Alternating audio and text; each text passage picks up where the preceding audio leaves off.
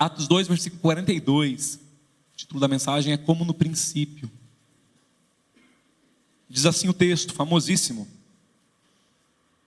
E perseveravam na doutrina dos apóstolos e na comunhão, no partir do pão e nas orações.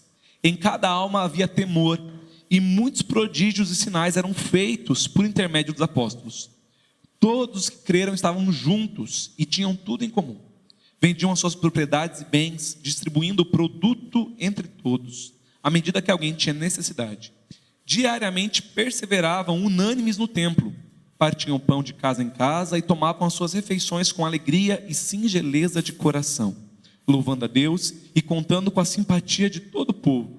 Enquanto isso, acrescentava-lhes o Senhor, dia a dia, os que iam sendo salvos. Muito bem, eu falei recentemente aqui, uma quarta-feira, trouxe uma devocional sobre esse texto, né? Mas é um texto que ficou no meu coração, a vontade de falar sobre ele, né? E por isso eu quis ampliar isso e trazer no domingo à noite também. Esse trecho, esse bloco aqui, que vai do versículo 42 até o 47, é o que a gente chama de um relato sumário. Para você que é aí um leitor bíblico, você gosta do livro de Atos dos Apóstolos, você sabe que é uma narrativa. Ali Lucas vem narrando, né, essa história de forma linear, só que de tempos em tempos ele faz uma pausa na sua narrativa e conta para a gente como é que estava a situação geral. Então ele vinha, aqui no capítulo 2, ele vinha falando sobre o dia de Pentecostes, sobre aquele episódio quando o Espírito Santo é derramado sobre o povo e as pessoas recebem o Espírito Santo, né? Enfim, tem toda aquela manifestação do poder de Deus naquele lugar, e as pessoas acham que eles estão bêbados, e Pedro fala de forma nenhuma, e Pedro prega naquele momento ali. Enfim, então, ele vem narrando isso, e de repente ele faz uma pausa de propósito, e ele vai contar para a gente como é que estava a situação geral naquele momento, né? Ele vai dar um vislumbre para a gente de o que estava acontecendo no contexto, naquele momento ali. Ele vai fazer isso 9 vezes ao longo do livro. Essa é a primeira delas, é o primeiro relato sumário de Lucas no livro de Atos, tá bom? O próximo vai estar lá no capítulo 4, mas hoje a gente vai ficar aqui. Fato é que esse é um lindo quadro. Sempre que nós pensamos na igreja primitiva, o que nos vem à mente é esse quadro aqui sendo pintado por Lucas, né? De uma igreja unida, de uma igreja coesa, de uma igreja que busca o Senhor em oração, que persevera juntos e que está unida em tudo, que tem tudo em comum. Essa é a ideia que a gente tem da igreja primitiva. É fato que esse momento aqui ele vai acabar em breve, porque daqui a pouco começa a perseguição, começa a diáspora, começa o pessoal a ser perseguido e se espalhar. A gente já não tem esses relatos tão belos assim. A igreja primitiva, ela é o nosso ideal de igreja, sempre que a gente fala, né, de queremos ser como a igreja primitiva, mas precisamos entender que nós não podemos idolatrar também a igreja primitiva. Existia pecado na igreja primitiva. As cartas que Paulo vai escrever, dando bronca lá na igreja de Corinto, eram igreja primitiva. A igreja de Corinto era a igreja primitiva, era a igreja do primeiro século. Pecados aconteciam, nós temos lá o episódio de Ananias e Safira, a igreja primitiva.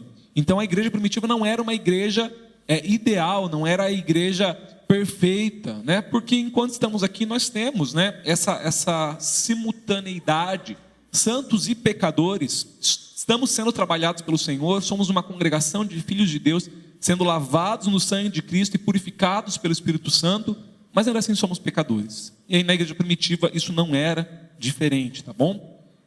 Então preciso já deixar isso logo de cara, deixar isso claro logo de cara. Mas isso não muda o fato de que sim, nós vemos algo lindo acontecendo aqui. Nós vemos uma igreja, né, que está unânime buscando ao Senhor, e nós temos muito do que aprender com a igreja primitiva. Nós temos muito do que nos espelharmos nesse exemplo do que nós vemos esses cristãos ali passando e vivenciando, e que nós podemos também aplicar.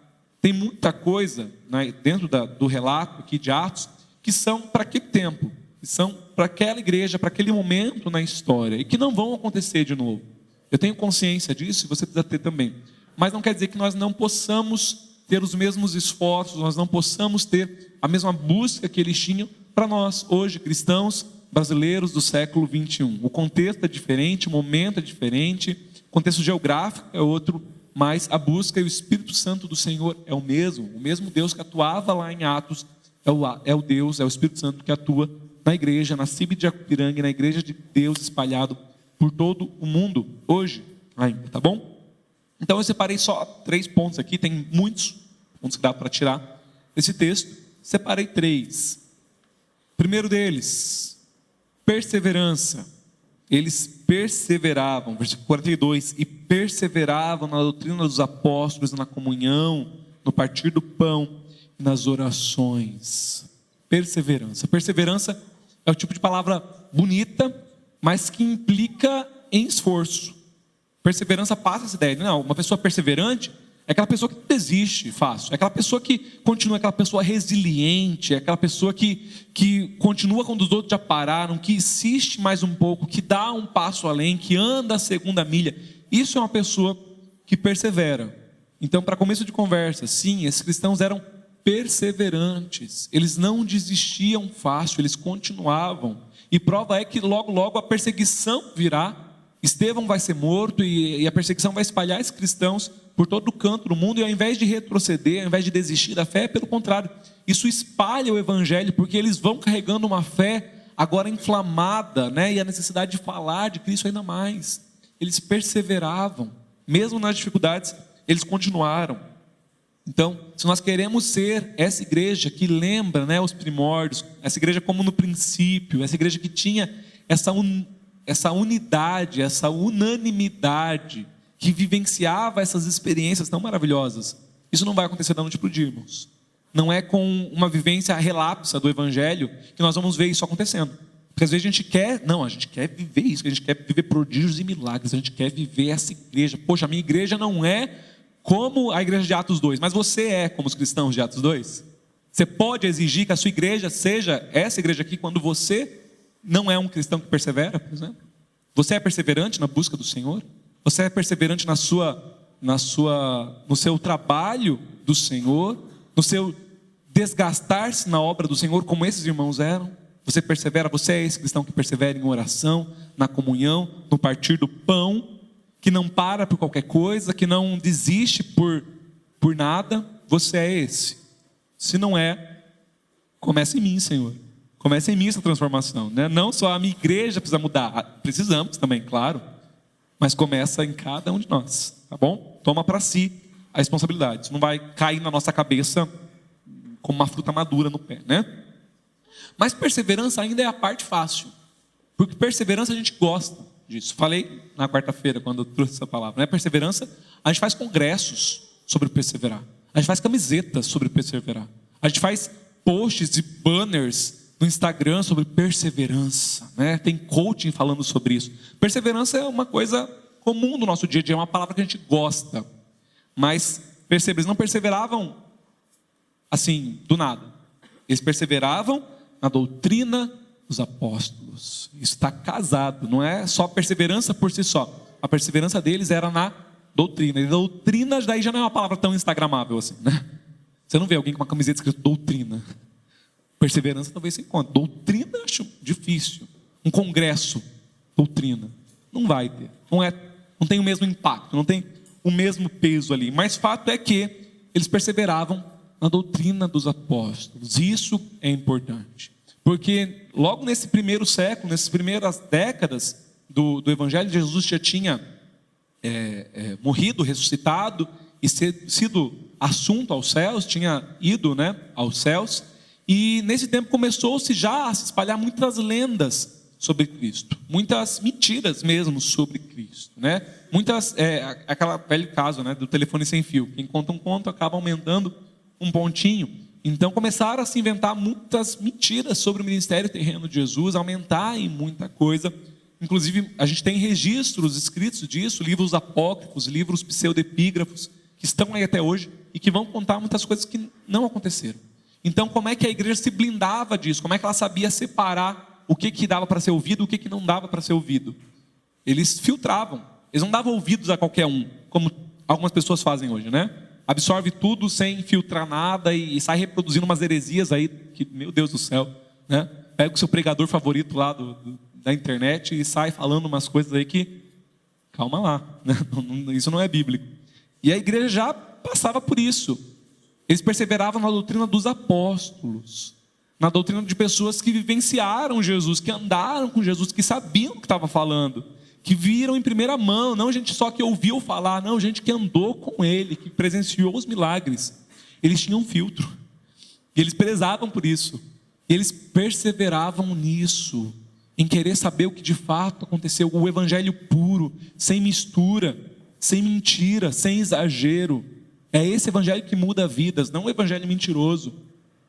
É o evangelho na sua essência, na sua pureza. Lá nesse primeiro momento já a igreja prezava por isso. Daí você pode falar, não pastor, mas eles tinham os apóstolos. Pedro estava lá, estava pregando para eles em Atos 2. Nós não temos, de fato nós não temos. Falei de manhã, hoje na classe de doutrina isso, né? Apóstolo bom é apóstolo morto. Nós não temos apóstolo nos dias de hoje, tá bom? Os apóstolos, todos eles ficaram lá no passado, pessoas que vivenciaram o ministério de Jesus e já foram sepultados, ressuscitados em Cristo Jesus. Nós não entendemos, a Igreja Batista não entende o apostolado como algo para ser vivido hoje. Não é um cargo que alguém vai alcançar, não. Mas ainda assim nós temos o que eles disseram. Nós não os temos aqui, nós não temos o apóstolo Pedro aqui, mas nós temos as cartas que Pedro escreveu. Nós temos o Apocalipse escrito pelo apóstolo João, nós temos as cartas escritas pelo apóstolo Paulo, nós temos o Evangelho escrito pelo apóstolo Mateus, nós temos as doutrinas dos apóstolos aqui. Nós temos aqui, nós somos uma igreja firmada na palavra de Deus, por isso somos uma igreja apostólica. A nossa base de fé está nos ensinos de Jesus, através daquelas testemunhas confiáveis, oculares, que vivenciaram isso. Nós temos a palavra do Senhor para nós perseverarmos nela. Nós temos uma doutrina pura, sem mistura, sem mentiras, sem exageros.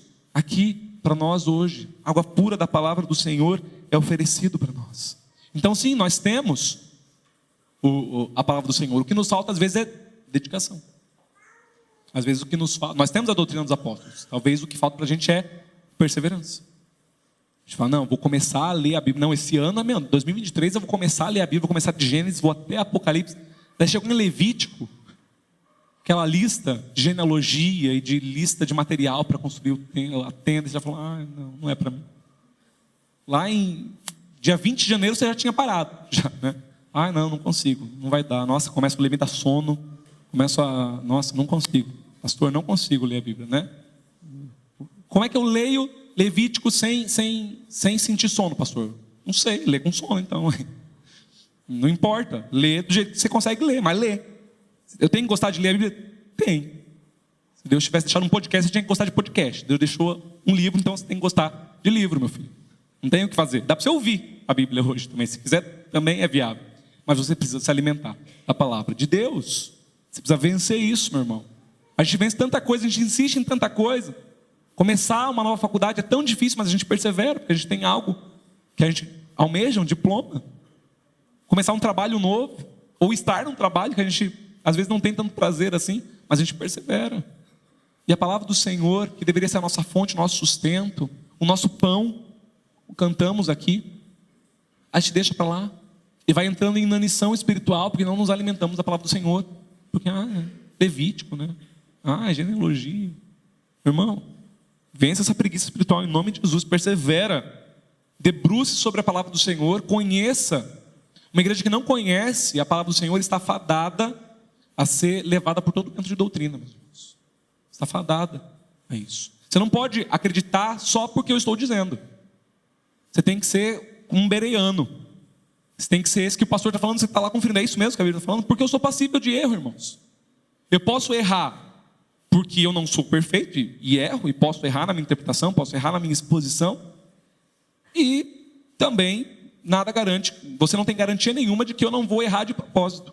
Tem um monte de pregador aí falando um monte de besteira, errando de propósito, e um monte de gente acreditando. Por quê? Ele falou, ele leu a Bíblia, deve ser isso, e aceita tudo que ouve. Paulo elogia os bereanos quando ele está pregando e a igreja está lá conferindo se é isso mesmo. Ele fala, gente, parabéns, é isso mesmo.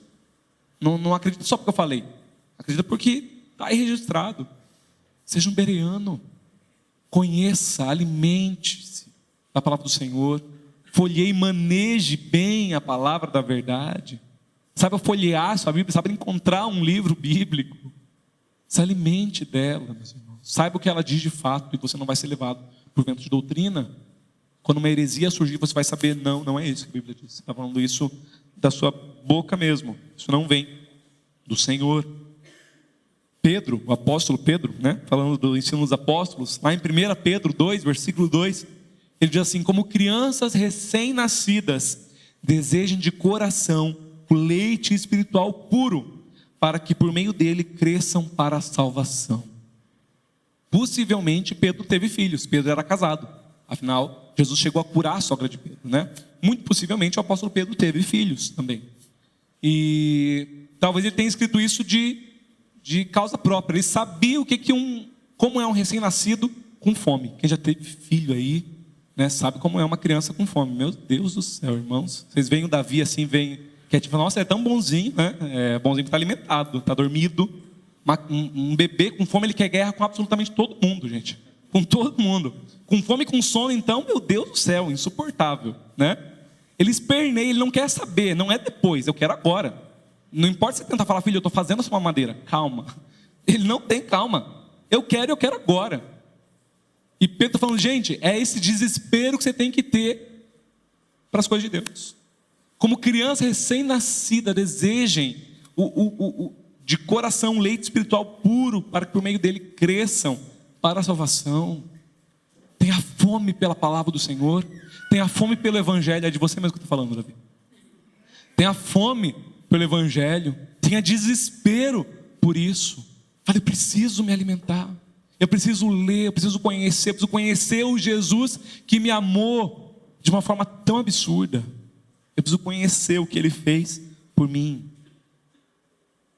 E isso que eles buscavam, essa doutrina que eles buscavam, né, de todo o coração, de interesse, de desespero, não era só um conhecimento teórico, porque também tem isso. Tem gente que se incha de conhecimento. Tem teólogos, que a gente chama que são teólogos da Torre de Marfim, que só se alimentam, mas isso não sai do escritório. Conhecem tudo sobre apologética, conhecem tudo sobre cristologia, mas isso não é aplicável para a vida da igreja. Essa teologia não serve a ninguém, não é repassada a ninguém, não é discipulada a ninguém, de nada adianta. O conhecimento, a doutrina que essa igreja de Atos 2 vivia, era uma doutrina prática, que mudava a vivência da igreja.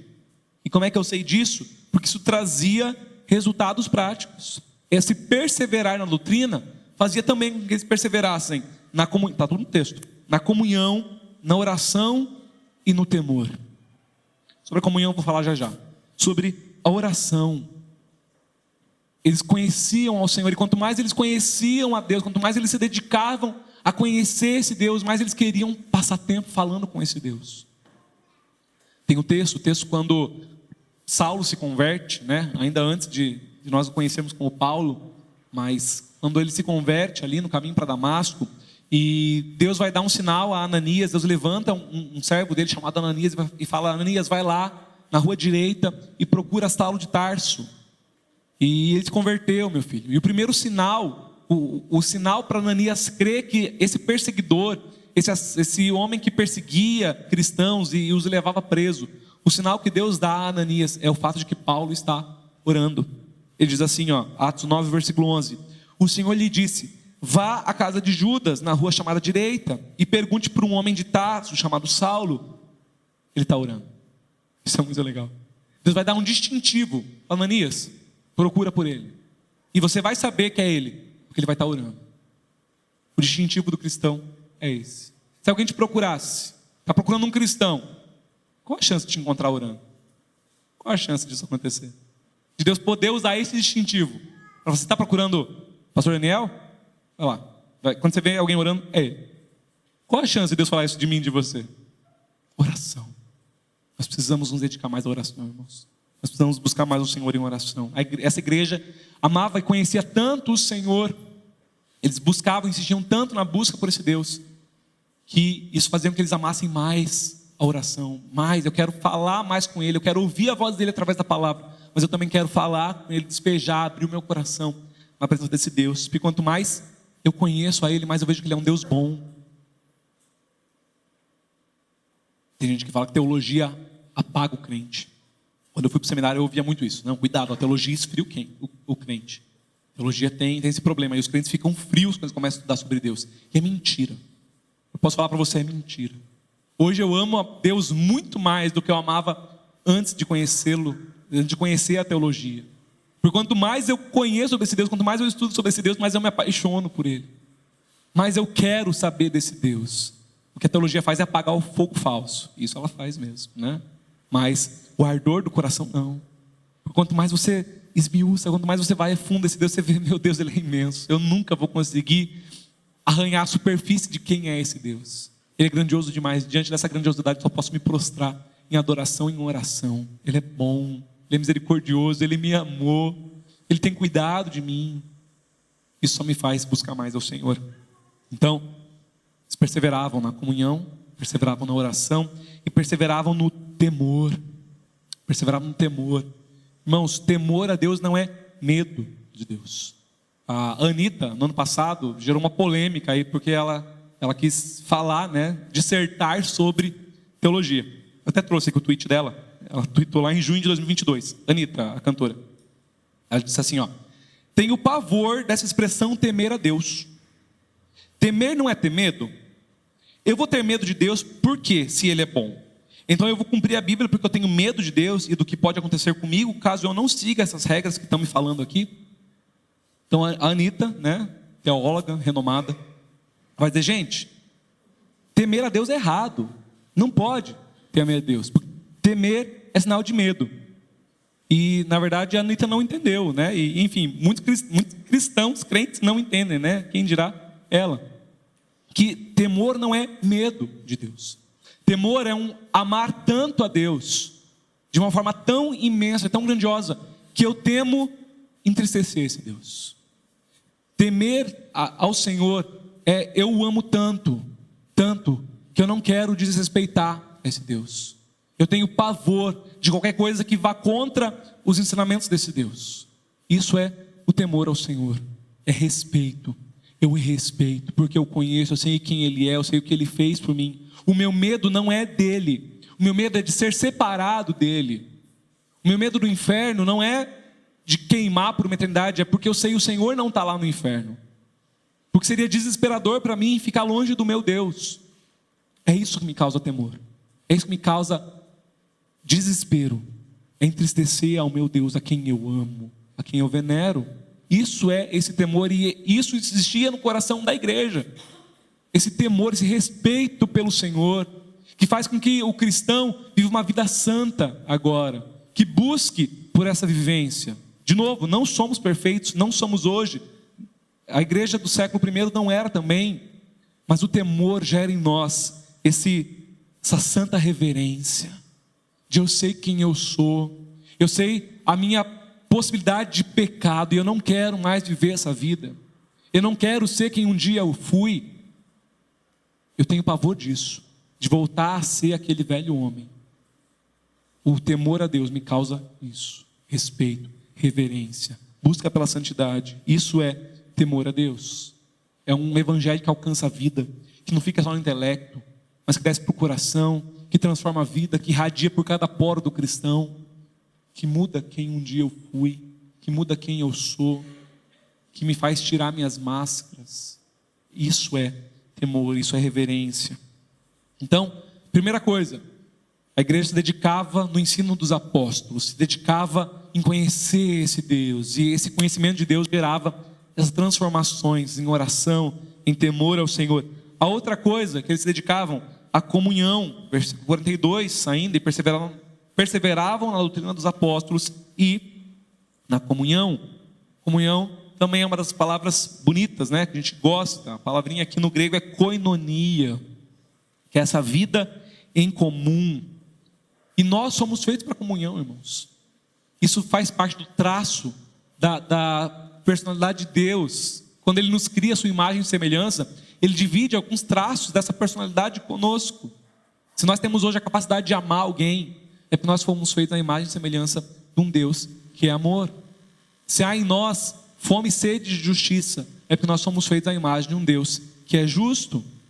Se há em você esse desejo por comunhão, o próprio Deus falou, não é bom que o homem viva só. É porque o nosso Deus é um Deus relacional. É um Deus que descia no Éden para se relacionar com o homem. É um Deus que em si, na Trindade, Pai, Filho e Espírito Santo, Ele é uma comunidade. É um Deus uno, um só Deus, mas trino também. E dentro de si há uma relação. E nós temos isso também. Nós herdamos isso do Senhor. Essa necessidade de koinonia, de comunhão. Só que, quando entrou o pecado no mundo, essa comunhão foi rompida. E Adão e Eva, esse primeiro casal, os primeiros humanos que nós temos ali, que viviam em perfeita comunhão, perfeita koinonia, quando o pecado vem, isso é rompido. E agora, ao invés de comunhão, o que existe é acusação. Quando Deus pergunta para Adão o que foi que ele fez, ele fala: foi essa mulher que me deu de comer. Acusação. Depois, já na segunda geração, Caim mata seu irmão Abel, já não consegue conviver, as diferenças são grandes demais. E a morte. Depois, um pouquinho mais, a Torre de Babel. Quando eles tentam se reunir, é para fazer algo mal. Eles tentam construir uma cidade, construir uma torre naquela cidade, que fizesse oposição a Deus. Quando há uma faísca de comunhão, na verdade é uma comunhão que leva à destruição. Deus vem e separa.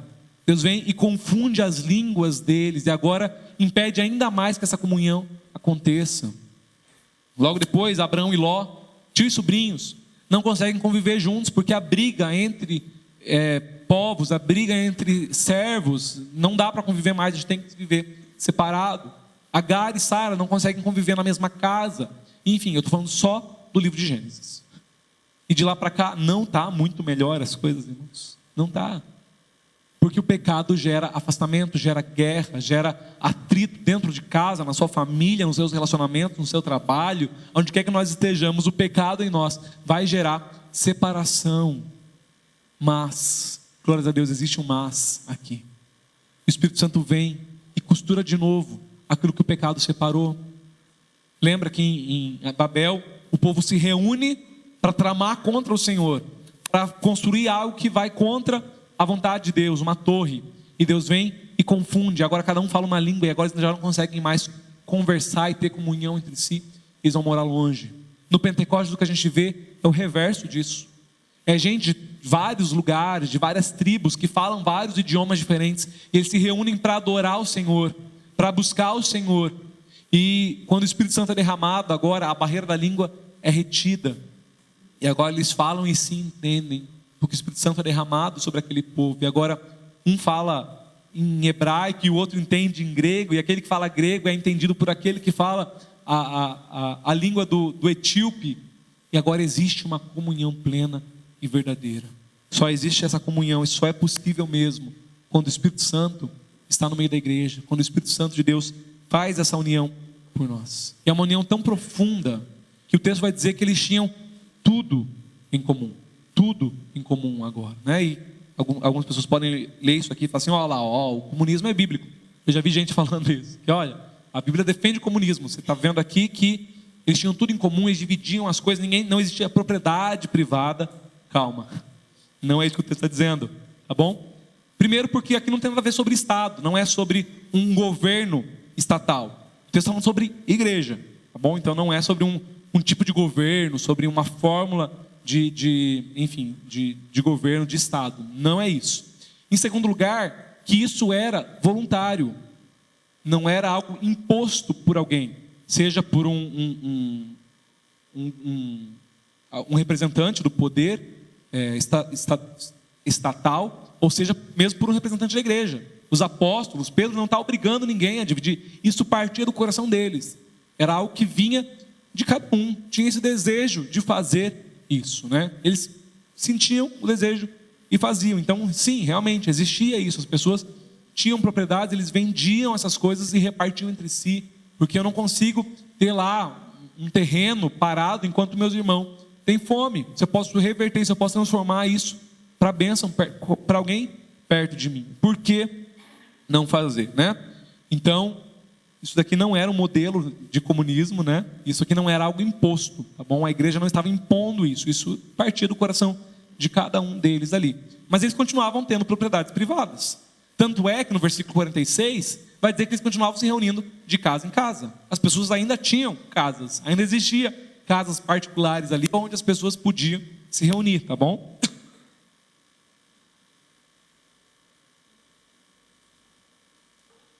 Esse modelo deve ser seguido pela igreja hoje? Será que o cristão deve obrigatoriamente seguir isso, bem, se Deus colocar no seu coração, vender a sua propriedade e abençoar pessoas, o faça, né? Nós vemos isso acontecendo, nós vemos Cristo pedindo isso para o jovem rico. Então, pode ser, mas tenha certeza e discernimento que isso vem do Senhor, tá bom? Mas isso não é uma lei aplicável a toda a igreja, nem naquele tempo, nem hoje, tá? O que estava acontecendo aqui? Nós sabemos que isso aqui está acontecendo lá por volta do ano 30 e tantos, 33 em diante, e em pouco tempo Jerusalém vai ser invadida. Jerusalém vai ser invadida e destruída, inclusive, né? Pessoas vão perder sua propriedade, pessoas vão perder tudo que tem. Então, eu particularmente entendo que era uma forma que Deus estava fazendo, né, com que essas propriedades, aquilo não se perdesse simplesmente, mas fosse usado para abençoar vidas de fato, né? Mas como eu falei, isso continuava, as pessoas continuavam tendo alguma coisa para si. Mas essa também não é a única forma de ajudar, né? Não é só quem tem propriedades para serem vendidas é que pode ajudar pessoas. E graças a Deus por isso. Eu não tenho propriedade, né? A casa que eu moro não é minha, é da igreja. Eu moro na casa pastoral. Se essa fosse a única forma de ajudar pessoas, eu estaria de mãos atadas. Eu não teria como ajudar alguém. Se vender propriedade para sustento da obra, sustento de pessoas que carecem, fosse a única forma, eu não conseguiria. Muitos aqui também não. Então, glória a Deus, não é a única forma, tá bom? Existem outras formas também. Como eu falei, Deus pode pedir isso para alguém? Pode, mas é um caso muito pontual e muito raro, inclusive, tá bom? Tenha esse discernimento. Mas então, se ter tudo em comum não é vender necessariamente tudo, e não é em todo caso que isso é aplicado, o que era o ter tudo em comum, então? Ter tudo em comum é saber que tudo o que eu tenho, sim, pertence ao Senhor. Existe o conceito de mordomia, e tudo o que eu tenho simplesmente está sob meu cuidado para abençoar a minha casa, a minha vida, os meus irmãos, aqueles que estão perto de mim. Então, o meu carro já não é meu, ainda que ele esteja sob meu poder, ele pertence ao Senhor para abençoar as pessoas que estão perto de mim. A minha casa, ainda que ela esteja no meu nome, ainda que ela permaneça sob o meu cuidado, ela não é minha, ela é do Senhor, porque a minha vida é do Senhor. Quando o Senhor me comprou, Ele me comprou por inteiro. Quando nós temos aquele episódio lá, né, onde os discípulos perguntam, mestre, é lícito pagar imposto a César? E o Senhor pede uma moedinha e fala de quem é o rosto que está cunhado nessa moeda. Essa moeda carrega a imagem de quem? Eles carregam a imagem de César. Eles vão falar, muito bem, então deem a César o que é de César e deem a Deus aquilo que é de Deus. Ele está dizendo, entreguem para Deus aquilo que carrega a imagem de Deus. É onde é que foi que Deus gravou a imagem dele? Aonde? Em você, na sua vida. Jesus está dizendo, Deus quer a sua vida por completo. Deus quer tudo o que você é, todo o seu tempo, todos os seus talentos, tudo que você é, tudo que você tem, a sua vida por inteiro pertence ao Senhor. Quando Ele te resgatou de uma forma integral. E mesmo as coisas que estão sob meu poder, estão sob meu domínio, são do Senhor e devem ser usados para a glória do Senhor. Isso é ter tudo em comum, é uma vida partilhada, é saber que, como Jesus nos ensina a orar, o Pai é nosso e é o pão nosso também. Se eu tenho 2 pães e meu irmão não tem nenhum, logo nós 2 temos um pão cada um. O pão é nosso. As coisas que o Senhor nos tem dado é para repartir também.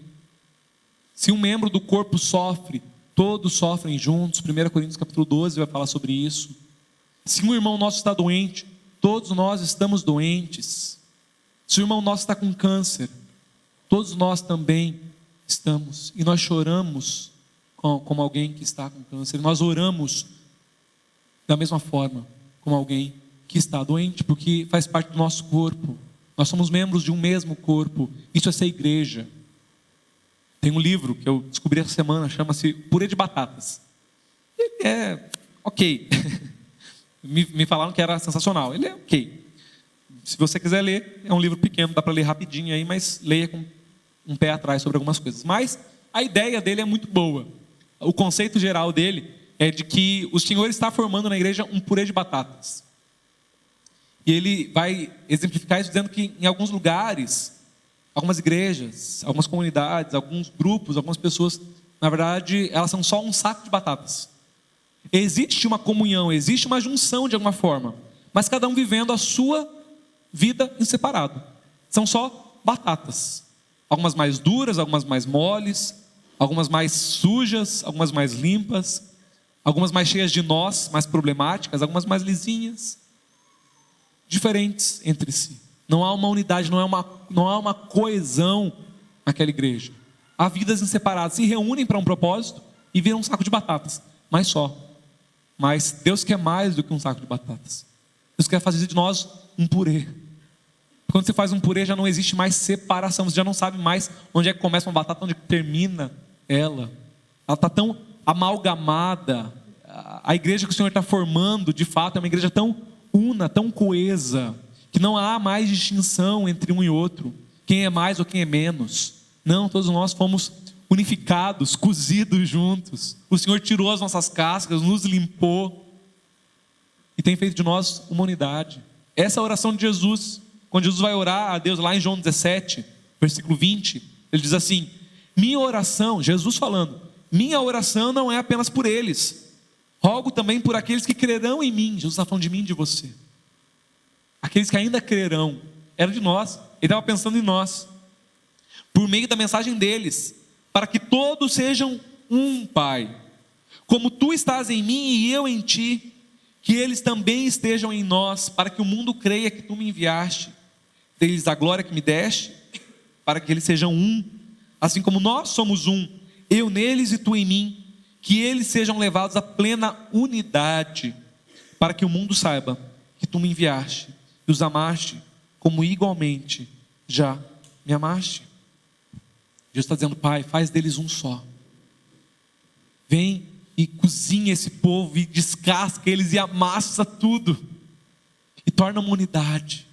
Que não haja distinção, que não haja separação, que não haja um que é mais do que o outro. Não, eu quero um povo que é um só, que vive esse evangelho, que vive essa koinonia de uma forma tão intensa, que a dor de um dói no outro, que o desemprego de um faz o outro chorar, e faz o outro orar, e faz o outro buscar ao Senhor. Que eles sejam um, Pai, como eu sou um contigo. Olha isso, o mistério da Trindade. Um Deus que é três pessoas, mas ao mesmo tempo é uma unidade tão coesa que é um único Deus. Nós não somos politeístas, nós não adoramos a três deuses. Nós adoramos um que é formado por três pessoas distintas: Pai, Filho e Espírito Santo. E Jesus está falando: eu quero que a igreja seja assim.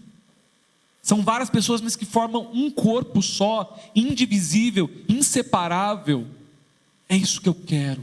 Foi por isso que Jesus orou, foi por isso que Jesus morreu, para essa comunhão verdadeira. Nós precisamos ver isso, irmãos. Nós precisamos nos esforçar para isso, para sermos assim. Versículo 46: todos os dias continuavam a reunir-se no pátio do templo. A igreja estava reunida, junta, num lugar, todos os dias. Tem gente que reclama: tem culto 2 vezes na semana, tem quarta-feira, tem um culto de quarta-feira. Poxa, 2 cultos no domingo, meu Deus do céu. Mas quer viver a koinonia, quer ser um purê de batata. Gente, eles estavam juntos todos os dias, eles tinham uma vida em comum. Isso é vida em comum. Eu sei o que meu irmão está passando, eu sei a necessidade que ele tem em casa. Por quê? Porque eu convivo com ele. Sem convivência não há comunhão. Sem convivência a gente vai perdendo o interesse pelo outro, porque eu já não sei mais o que ele está passando, não sei o que ele está lutando, eu não sei que o filho dele teve gripe essa semana, eu não soube a luta que ele está passando no trabalho, a situação no casamento, eu não sei disso. Como é que eu vou dizer que eu me importo, que eu oro, que eu amo esse irmão, se eu nem sei o que ele está passando? E como é que eu vou saber o que ele está passando? Se eu não convivo, se eu não estou integrado, se eu não estou junto. Igreja tem que andar junto. Crente que se separa do corpo se esfria e morre, e não tem outro jeito. Você tem que vir no culto, irmãos. Tem que estar junto do corpo, senão você vai deixar de ser corpo. Você vai ser uma batata lá, mas você não vai ser purê. O Senhor quer unidade, o Senhor quer comunhão. Partiam pão de casa em casa. Onde tem crente tem comida. Partiam pão de casa em casa e tomavam as suas refeições com alegria e singeleza de coração. Acabava o culto, eles iam para casa de um e fazia lá uma comida e comia junto, e tinha alegria no coração. Não ia para casa ficar reclamando do culto. Não ia para casa falar: nossa, louvor hoje eu não gostei. Nossa, o pastor estava muito rouco, não entendi nada. Em meia hora, vagando na hora da mensagem. Não achei legal. Não era para isso que eles se reuniam, para falar mal dos outros. Não, ficar criticando. Mas era com o coração alegre. Era com alegria. E essa alegria era vista pelos outros. Esse sorriso no rosto, esse contentamento de quando a gente sai do culto alimentado pelo Senhor. O Senhor esteve aqui, o Senhor cuidou de mim, Ele tratou as minhas feridas nessa noite. E a louvor que brota dos lábios sinceros. E isso gerava esse desejo, as pessoas viam isso e queriam estar junto. Como é que você acha que seus filhos vão querer estar na igreja? Se você, quando senta na mesa, é para falar mal da igreja. Da sua igreja ou de outra igreja, de quem quer que seja, é para falar mal dos outros. É para... A sobremesa a vida de outras pessoas. Tem prazer nisso, meu irmão, não faça isso. Tem alegria no coração. Não fale mal dos outros, não faça isso. Que a sua mesa, que a sua casa não seja um lugar para isso. Não aceite isso. Seja um lugar de alegria, para louvar o Senhor. E que as pessoas vejam isso e se apaixonem por esse Deus. Falem, eu quero ter essa alegria na minha vida. Eu quero ter essa alegria no meu coração também. E a consequência disso, para encerrar, porque a voz já está indo embora. Versículo 37. Louvando a Deus e tendo simpatia de todo o povo. E o Senhor lhes acrescentava todos os dias os que iam sendo salvos. Quando isso começa a acontecer, quando a igreja começa a viver isso, essa busca por Deus, por perseverar na doutrina, por perseverar em oração, por perseverar na comunhão, no temor do Senhor, quando a igreja começa a vivenciar essa vida em comum, tendo tudo em comum, partilhando das minhas dores, das minhas alegrias, das minhas conquistas, das minhas derrotas. Quando isso começa a acontecer na igreja, as pessoas ao redor, o povo, começa a falar, eu quero fazer parte dessa igreja. Começa a cair na simpatia do povo. É bem verdade que em alguns casos também isso vai gerar, na verdade, hostilidade. Também acontece. Às vezes a gente está vivendo o evangelho e isso gera hostilidade. Paulo fala sobre isso, né? Que para alguns é cheiro de vida, para alguns é cheiro de morte, o mesmo perfume. Mas daí não cabe a nós. É o Espírito Santo de Deus quem vai fazer isso e vai fazer essa transformação lá. Cabe a nós viver o evangelho. E aqueles que são atraídos por Cristo serão atraídos por Cristo na nossa vida, vendo a igreja que nós somos. Fala, eu quero esse Deus. Eu quero esse Deus que faz com que pessoas tão diferentes, tão improváveis, congreguem juntos e amem-se de verdade, não só de palavras. Eu quero fazer parte desse povo que cuida dos seus, que ama os seus, que ama o Senhor e por consequência disso ama o seu próximo. E com isso cumpre os mandamentos de Jesus. Cai na simpatia do povo. E Deus, o próprio Deus, vai trazendo pessoas. Conversão não cabe a nós. Não somos nós que fazemos. Não sou eu que converto pessoas. Não é o pastor, não é você, não é o Ministério de Evangelismo, não. Quem converte pessoas é Deus. E sempre foi assim. E Deus vai acrescentando na igreja os que vão sendo salvos. Deus vai trazendo. Claro que existe a parcela humana de responsabilidade nisso. Deus só vai trazer pessoas para a igreja. Pessoas só vão se unir ao corpo de Cristo quando nós somos essa igreja que busca o Senhor, que busca a comunhão. E glória a Deus, eu entendo que a CIB é essa igreja que tem se esforçado para isso, mas sempre tem mais que nós possamos fazer. Sempre nós podemos ir um passo além de busca do Senhor, de busca na comunhão, de importar-se com os meus irmãos. Nós sempre podemos ir além. Temos caminhado para isso? Temos, mas nós podemos fazer mais, irmãos. Muito mais. Busca o Senhor, começa buscando o Senhor. Busca Ele, leia a sua Bíblia, conheça o seu Deus. Se você não tem Bíblia, nós temos Bíblias aqui para doação. Me procura no final do culto que eu te dou uma Bíblia. Leia a sua Bíblia, conheça a sua Bíblia.